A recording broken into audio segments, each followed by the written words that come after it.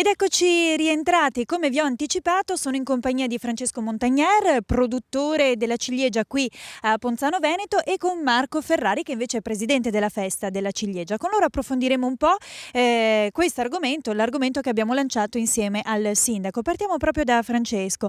Che tipo di stagione produttiva sarà questa del 2010? Allora, si prospetta per adesso una bella fioritura, la stagione sta tenendo, abbiamo avuto un po' di pioggia solo qualche giorno fa, per adesso si prospetta una bella settimana, se continua così insomma le prospettive sono buone.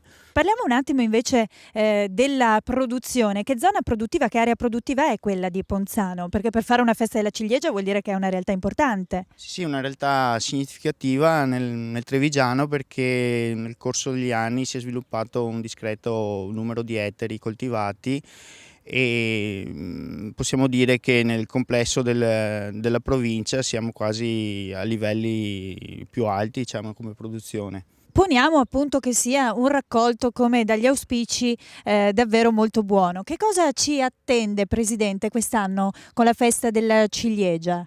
Niente, come ogni anno, dal 18° anno, quest'anno la festa della ciliegia va dal 23 di maggio al 6 di giugno. Durante quindi 15 giorni circa di manifestazione sarà attivo uno stand gastronomico quasi tutte le sere, accompagnati a un torneo di calcetto e a manifestazioni varie come a raduni di auto storiche, a pedalate ecologiche, e come novità quest'anno abbiamo il 28 maggio, che è il venerdì, con la serata di inaugurazione, un convegno con di relatori che parleranno della produzione della ciliegia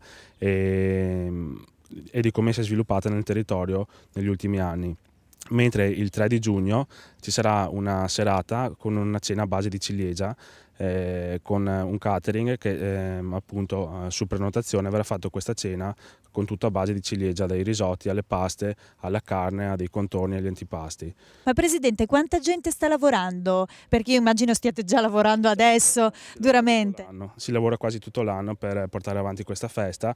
Diciamo, i soci dell'Unione Ricreativa Baruchella sono circa 25 persone, che queste lavorano tutto l'anno. Nei momenti di clou della festa si arriva anche a un 50-60 persone. Quindi, allora, abbiamo capito, si chiude qui questa puntata di Cronache Trevigiane e io faccio un po' di riassunto. 7 maggio, grande presentazione di tutti gli eventi che fanno parte di Ponzano che vive, tra i quali spicca il primo la festa della ciliegia. 23 maggio, 6 giugno, quindi non mancate, venite tutti a Ponzano. Noi chiaramente vi aspettiamo. Cronache Trevigiane vi dà appuntamento sulla stessa rete, stesso orario, la settimana prossima. Arrivederci a tutti.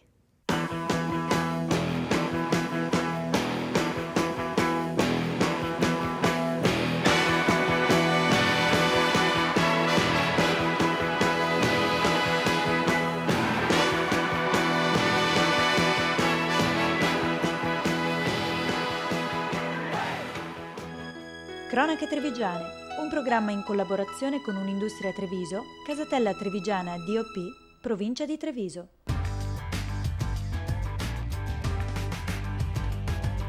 Z Group, Communication by Image.